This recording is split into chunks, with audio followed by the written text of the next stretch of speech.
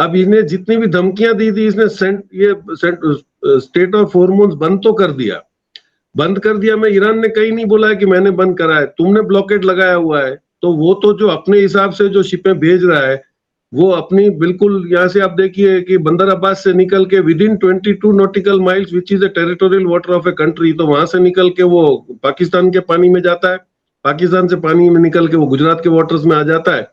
तो technically ships निकल रही हैं, आ रही हैं, उसको ये रोक नहीं पा रहे हैं क्योंकि USA can fire over a vessel only when it is into the international waters. ये हो नहीं रहा है। तो ईरान ने मेरे ख्याल से स्ट्रेटेजिकली बहुत ही अच्छे से चेस गेम सेट कर दिए कि जैसे तुम एक मूव करोगे मैं दो मूव कर दूंगा।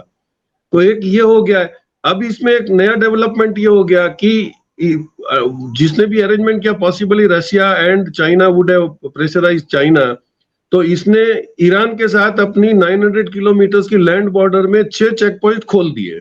Now that is free to for the moment. एक ग्वादर से गबद है और पोर्ट कासिम से गबद है, ये 3 लाइंस खुली है। फिर एक आपका पोर्ट कासिम से तफ्तन है, वहां पे भी 3 चेक पोस्ट है, वो भी खोल दिए, टोटल 6। अब ये क्या हो रहा है कि माल अब ईरान से आ जाएगा ग्वादर पोर्ट पे, चाइना से ईरान की रेलवे लाइंस ऑलरेडी ऑन है। तो ये आप देखिए कि पार होके जैसे ही आ जाता है तो now advantage Gwadar port comes up.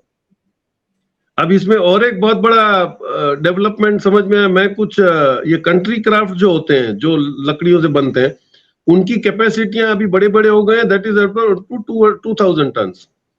तो ये जो शिप्स जा रही थी, तो मैंने इनको बोला कि जब आप लोग धंधा कर रहे हो, क्योंकि ये ग्वादर से निकल के सीधा ही ओमान तक जाती हैं, एडन तक जाती हैं, फिर ये अफ्रीका में केनिया, तंजानिया, ये सब रूट्स पे वो चल ही रहे थे। तो इन्होंने कहा जब से भी वॉर शुरू हुई है हम लोगों के छोटे जहाजों को कोई परेशान नहीं करता है। He told me a very unique thing which was astonishing, कि बोलता है ये माना जाता है कि लकड़ी के जहाज जो हैं वो उनको कश्तियां बोलते हैं जी। 5000 साल पहले हजरत नूह अलैहिस्सलाम की ये कश्ती बनी हुई थी, जिसमें उनको पता था कि एक सुनामी आएगी 40 दिन तक। हाँ, इसमें आप देखिए, इसमें ये कार्स भी लेके जा रहे हैं अभी।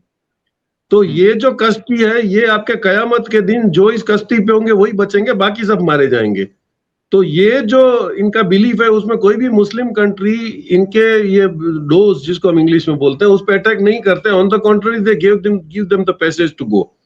तो ये सारे इतने डिफिकल्ट मॉल में भी बहुत अच्छा धंधा इनका डोज का खुल गया, और वो वहां से ग्वादर से चल के अपने अफ्रीका में धंधा कर रहे हैं। मतलब फूड आइटम्स और जो छोटी छोटी आइटम्स हैं, अब इसमें कंटेनराइज्ड रेफ्रिजरेटेड कंटेनर्स भी जा रहे हैं, इनकी कैपेसिटी बड़ी हो गई है। तो ये जो एक रिलीजियस एडवांटेज था, उसमें काफी कुछ सप्लाईज ऑन रहे। बाकी जो आपकी तकलीफ रही वो आपकी बड़ी बड़ी वीएलसीसी टैंकर्स वगैरह जो नहीं जा पाए, उसी में था, उसका भी रास्ता ईरान ने निकाल दिया। तो एक ये बॉर्डरों का खुल जाना और स्ट्रेट ऑफ हॉर्मोन्स को बाईपास कर देना। अब देखिए यूएई और सऊदी अरेबिया ने अपना स्टैंड चेंज कर लिया है। अभी सऊदी अरेबिया के किंग ने ऑफिशियली स्टेटमेंट कर दिया, एमबीजेड ने, कि भाई मैं अब्राहम एकॉर्ड के सारे मुद्दे अब मानने को तैयार नहीं हूं, और ये तब तक नहीं होगा जब तक कि भाई आपका पैलेस्टाइन का इश्यू सॉल्व नहीं हो जाता है। मतलब officially Abraham accord is now over. अब इजराइल का कोई सह रहेगा नहीं, दे कैन रिएक्ट।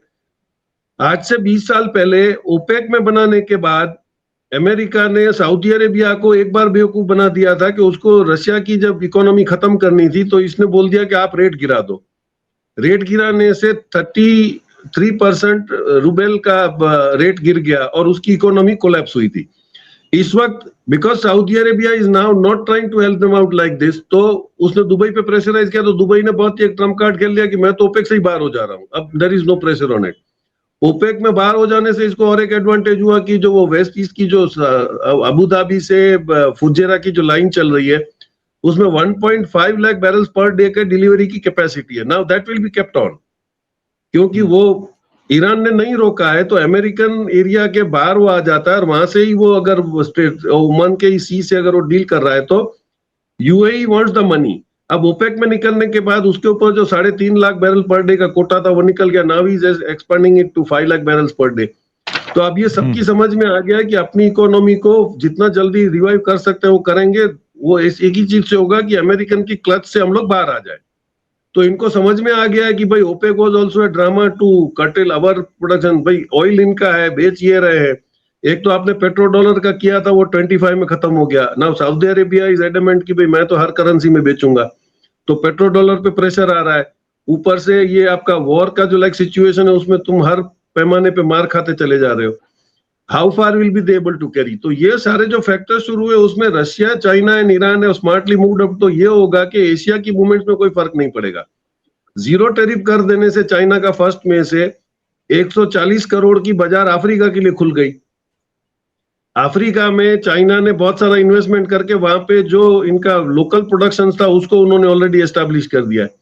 तो ये होगा कि अब अफ्रीकन मार्केट में प्रोड्यूस भी चाइना ही करेगा और बेचेगा भी वर्ल्ड में वही, और मार्केट भी उसका खुल गया है।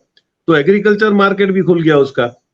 तो डीडॉलराइजेशन का विरोध करने में ये होगा कि ये सारे इकट्ठे हो गए और हम लोग अभी भी विरोध कर रहे हैं अमेरिका को भला होने में, तो सबसे बड़ा नुकसान भी शायद हम लोग ही भुगतेंगे। तो we will have to now see कि अभी हमारे पास कौन सा एक स्टेप रहता है। अगर अमेरिका इसमें से विड्रॉ कर लेता है, इजराइल का क्या होगा भविष्य पता नहीं है। जिस दिन अभी जैसे उसका कोऑर्डिनेशन गल्फ से भी निपट गया है, तो how far will be able to Israel sustain this, और वो अपनी मनमानी कर पाएगा। अमेरिका का सपोर्ट निकल जाने के बाद पूरा जियोपॉलिटिकल सिचुएशन बहुत ही फास्ट चेंज हो रहा है। और बिजनेस सिस्टम्स में अमेरिका को जो था कि स्टेट ऑफ हॉर्मोन बंद करेंगे या ईरान का सप्लाई बंद कर देंगे, वेनेजुएला पे हमने कंट्रोल ले लिया है, तो वो सारे मैथमेटिक्स अब उसके फेल होते चले जा रहे हैं and whole things are changing very fast. आप देखिए यूरोपियन यूनियन ने बहुत स्मार्टली, आपके नेटो वालों ने निकल के अपना अरेंजमेंट कर लिया है कि भाई उसको समझाया जाए जेलेंस्की को और गैस की पाइपलाइन चालू करी जाए। हंगरी में बहुत स्मार्टली उन्होंने रिजिम चेंज करवा दिया, वहां से उनकी और एक गैस लाइन भी चलेगी जो हमने आगे डिस्कस किया। तो अगर गैस लाइन सपोर्ट आ रही है नेटो में और वो अपना इकोनॉमी स्टेबल कर रहे हैं, गल्फ अपना इकोनॉमी स्टेबल कर रहा है after discarding Abraham Accord and OPEC both. Organization of Islamic countries की बहुत जल्दी मीटिंग होने वाली है टर्की में, और Turkey has now come out in open कि अब वो नेटो के साथ ज्यादा नहीं रहेगा। So things have changed and they are changing very fast. तो ये हमको देखना पड़ेगा कि अभी जो इकोनॉमिकल एडवांटेज आ रहे हैं उसमें whether are we going to really do. अगर हमने चाबार पोर्ट पे अपना सपोर्ट नहीं छोड़ा होता, हमने कॉम्प्रोमाइज करके, या हम लोगों ने अपनी दम पे कर लिया होता, America should not have been allowed to decide कि हम चाबार पोर्ट को ऑपरेट करें या न करें, तो आज ये सारा एडवांटेज इंडिया के पास होता, क्योंकि ग्वादर से भी चाबार पोर्ट 80 माइल्स शॉर्ट होता है डिस्टेंस में। जी नहीं, देखिए हम लोगों ने आगे भी डिस्कस करा, आप लीडर हो ब्रिक्स की मीटिंग के इस वक्त, अब डीडॉलराइजेशन की आप बात भी कर रहे हो कि हम उसके फेवर में नहीं है, हम तो भाई डॉलर भी चलाएंगे और हम भी चलाएंगे। तो ये आप समझ लो कि आप अपनी कब्र खोद रहे हो। कल अगर अभी आप देखिए जैसे भी ऑयल का सप्लाई चल रहा है, इसका मतलब ये है कि ईरान युआन में पेमेंट ले रहा है, ईरान अपनी लोकल करेंसी में पेमेंट ले रहा है, डॉलर का वहां से पत्ता कट चुका है। अब अगर कल युआन पे प्रेशर आ गया, रशिया और ये जो दोनों पेमेंट करवा रहे हैं वो अगर अपनी अपनी करेंसी में डिमांड करेंगे और अफ्रीका का डील जो है वो बाकायदा चाइनीज और रशियन करेंसी में शुरू हो जाएगा, तो वेयर इज डॉलर नाउ? तो आप इसको डॉलर को बचा के करोगे क्या, और आप उसको कंट्रोल कैसे करोगे? तो आप अगर आइसोलेट हो रहे हो, क्योंकि आपने एक गलती पहले भी करी है कि बीआरआई में जब आपको ऑफर दिया गया था, आपने बीआरआई का विरोध किया था ये सोच के कि मुंद्रा से हाइफा का जो पूरा रूट चल रहा है यूरोप के लिए वो हमारे लिए बहुत स्ट्रांग होगा। हमने ये नहीं सोचा था कि यूरोपियन करेंसी भी बहुत जल्दी कोलैप्स होने वाली है, क्योंकि अभी मल्टीपोलर करेंसीज आ रही हैं। पेमेंट की सिस्टम में जब तक अमेरिका की दादागिरी थी कि पेट्रो डॉलर था और स्विफ्ट था, वो दोनों कोलैप्स हो गया। अब तो ऑनलाइन रियल टाइम पेमेंट्स हो रही हैं सबकी, अपने यूपीआई की जैसे हो रही है सबकी हो रही है, सब अपनी अपनी करेंसी में पेमेंट कर रहे हैं और चल भी रहे हैं। तो आपका सिचुएशन अभी भी अगर आप नहीं सुधर पा रहे हो या आप रियलाइज ही नहीं कर पा रहे हो, या आपकी ऐसी क्या मजबूरी है कि एक आदमी की वजह से 140 करोड़ आदमियों की जिंदगियां अभी बिल्कुल फसड़े में जा रही हैं, तो who is going to change this? तो आपको ही समझना पड़ेगा कि अब तो या तो यू हैव टू, अभी मैंने किसी लोकल चैनल पे भी बोला कि भाई अगर आरएसएस और ये इतने ही बड़े देशभक्त हैं तो they should immediately change a leader who is being blackmailed. एक आदमी के लिए 140 करोड़ आदमी क्यों भुगत रहे हैं? They should bring in a man जिसपे अमेरिका दबदबा नहीं क्रिएट कर सकता है, then he should start negotiating. आपने चाइना को लाल आंख दिखाने के चक्कर में आपने सब किया, आपने पावर बांग्लादेश को देने की बात करी, आपने किसी भी रिलेशंस को अच्छे से मेंटेन नहीं किया। आप तो यूरोप भी, एफटीए तो ये मिसनोमर है बहुत बड़ा, एफटीए कर दिया, बड़ा पॉम्प शो कर दिया, बड़े आपने एडवर्टाइजमेंट लगा दिए, लेकिन उसको लागू होने में अभी 1 साल बाकी है, वो 27 में लागू होगा। क्योंकि नाटो में इतना इजी नहीं है, सारे की सारी उनकी 23 लैंग्वेजेस में वो एग्रीमेंट ट्रांसलेट होंगे, उसमें ऑब्जेक्शंस आएंगे, फिर वो रेज होंगे। आपने सिर्फ अपनी मार्केटिंग के लिए बोल दिया कि ये ड्यूटी कम हो गई, नहीं हो गया, लेकिन that is not going to get into effect before 1 year. तो एफटीए आप चाइना की जो कंपेयर करें, चाइना ने एट ए स्ट्रोक बोल दिया कि 1 मई से tariff 0 and the program starts. आपका तो वो नेटो के साथ इतना फास्ट एग्रीमेंट है ही नहीं। तो आप बिल्कुल वो पब्लिक के कन्विंसिंग के लिए या आपकी मार्केटिंग के लिए जो आप बोल रहे हो सही है, लेकिन पीपल शुड नो कि भाई इतना जल्दी एफटीए यूरोपियन यूनियन से नहीं आ रहा है, और आएगा कब, जब वो अपना इकोनॉमिकल पहले स्टेबल कर पाएंगे। अभी तो हाल फिलहाल वो अपने गैस और पेट्रोलियम के चक्कर में ही घूम रहे हैं, क्योंकि वो लाएंगे कहां से, उनके पास रशिया के अलावा कोई ऑल्टरनेट है नहीं। शिप से अगर आप ला रहे हो तो आपको समुद्र में अब दिक्कतें हैं। साउथ अफ्रीका को भी आप डरा रहे हो। अभी इन्होंने एक नया गेम और शुरू कर दिया कि वो अपनी आदत से बाज नहीं आते। अभी suddenly France has started disturbing Africa again.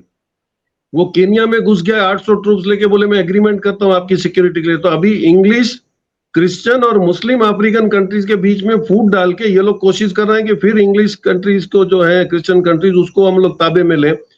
अभी जब भी बुर्किना फासो, चिली और माली ने इकट्ठा करके उन्होंने साहिल स्टेट बनाया और वो अच्छे से अपना काम कर रहे थे, तो कल से फिर मालूम पड़ा वहां पे बहुत बड़ा डिस्टर्बेंस हो गया। Luckily this time Russia is there, तो वो उनके सामने काउंटर कर पा रहे हैं और ये फाइट होगा। इसका मतलब ये है कि कोई भी ग्रोइंग इकोनॉमी को डिस्टर्ब करने में अमेरिका का उसके और कोई हेतु होता ही नहीं है। He doesn't want anybody to grow except him and Israel.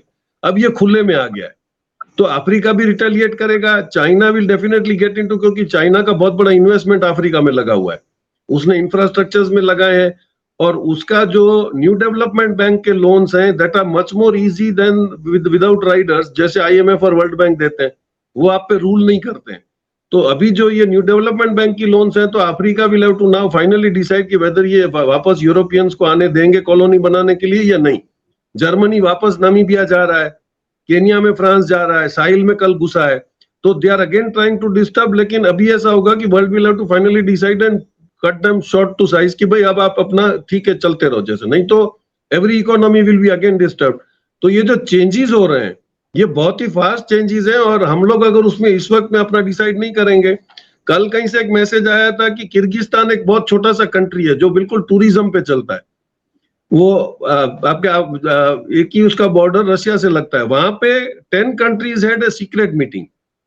उसमें Russia, Iran, Pakistan and China तो थे, लेकिन उसमें जो झंडे लगे हुए थे उसमें किर्गिस्तान, उज्बेकिस्तान, इंडिया और बेलारूस भी थे, ऐसा माना जाता है। तो what was that secret meeting? तो आप जैसे ईरान अपना खुल के पॉलिसी बता देता है, यूएई ने अपनी खुल के पॉलिसी बता दी, as a country why are you afraid of somebody? आप बोलिए कि हम ये एक्शन ले रहे हैं, आपसे जो बंद पड़ा करो। तो we are into a very hot spot.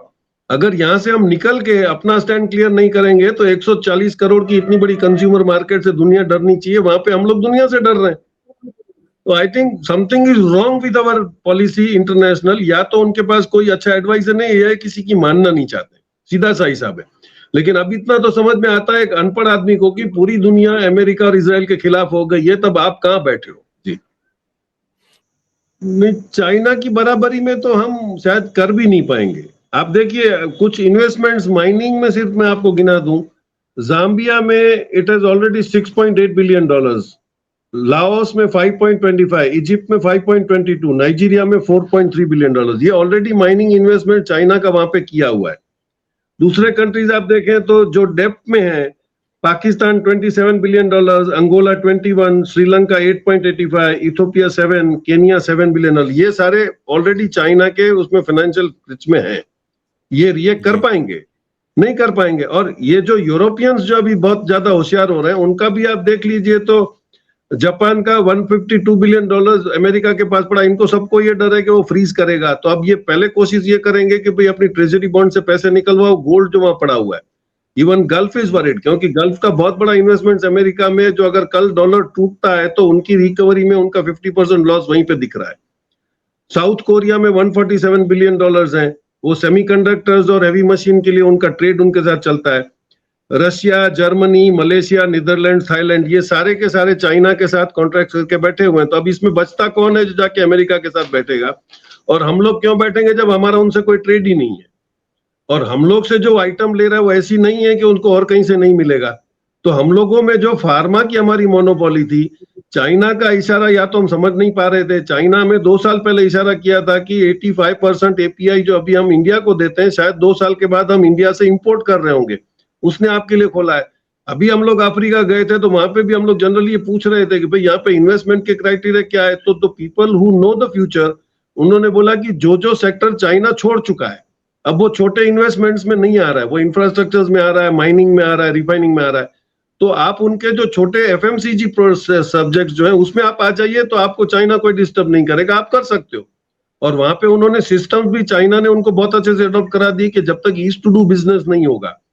अभी आप मेरे को बताइए कि एनआरआई अगर यहाँ आता है तो वो कहाँ जाके पहले एक ऐसी जगह में पूछेगा कि मेरे को इन्वेस्टमेंट करना है, मैं किस स्टेट में करूं। वहां पे इन लोगों ने एक इन्वेस्टमेंट कमीशन ही अपॉइंट करके रखा है, उसी की बिल्डिंग में 8 माले में सारे के सारे डिपार्टमेंट के नॉन पर्सन बैठे होते हैं। वहां पे कमिश्नर से आप मिलो तो उसी टाइम आपको वो डाइवर्ट कर देता है, उनका आदमी चलता है, वो बोलता है आप देख लो, इनसे बात कर लो। तो आप एग्रीकल्चर में जा सकते हो, फिशिंग के लिए जा सकते हो, पावर के लिए जा सकते हो, और वो सारों को मिलके तो आपने ईस्ट टू डू बिजनेस भी नहीं करा है। Why I should come and invest. आप देखिए हम लोगों का तो टैक्स टेररिज्म जो है वो तो अभी वेल नोन हो चुका है। एक ग्रो कंपनी का इंसिडेंट आप ले लो कि GROWW जो कंपनी आई थी, जो सबसे बड़ा शेयर मार्केट इन्वेस्टर है, वो जब यहाँ पे आया तो उसने अपना प्रॉफिट दिखाया था 1800 करोड़। आपने उससे 800 करोड़ ये बोल के ले लिए कि भाई यहाँ पे आपको domicile registration one time certificate domicile का वो 800 करोड़ ले लेंगे। Which country is unkind to come and, आप इनकलकेशन ही नहीं है कि आपके पास कोई इन्वेस्ट करेगा। मतलब आप क्या चाहते हो? आज आपने 1 लाख करोड़ डिक्लेयर कर दिए कि हम एआई के अंदर बच्चों को ट्रेन करेंगे, ये आपको 12 साल पहले करना था। जो 2 करोड़ की नौकरी आप बात करते हैं, आज 20 करोड़ लड़के शायद एआई में ट्रेंड होते हैं और वो कई नौकरियां कर रहे होते। तो आपके पास ना तो प्लानिंग है, लेकिन इट इज अनफॉर्चुनेट कि भाई इस गवर्नमेंट को स्टेटों को कैसे हथियाना है, अपना कैसे दबदबा बढ़ाना है, सारी एजेंसियों को वहां लगा के रखा हुआ है। तो जब आपका इंटेंशन ही गलत है, आपको नेशनल इंपॉर्टेंस कहीं पर है ही नहीं, यू शुड हैव एक सेपरेट डिपार्टमेंट रख देते। आपने तो सब एफटीन वालों को ही मिनिस्टर बना के रख दिया कि भाई यहाँ पड़े रहो, कहीं बकना नहीं जाके। अब वो पुरी भी बैठे हुए हैं। ये भी चाइना में बहुत बड़ा काम आया था मोदी साहब को, तो जयशंकर वहां बैठा हुआ। You should have some cream public there to advise you and work on that. Ji.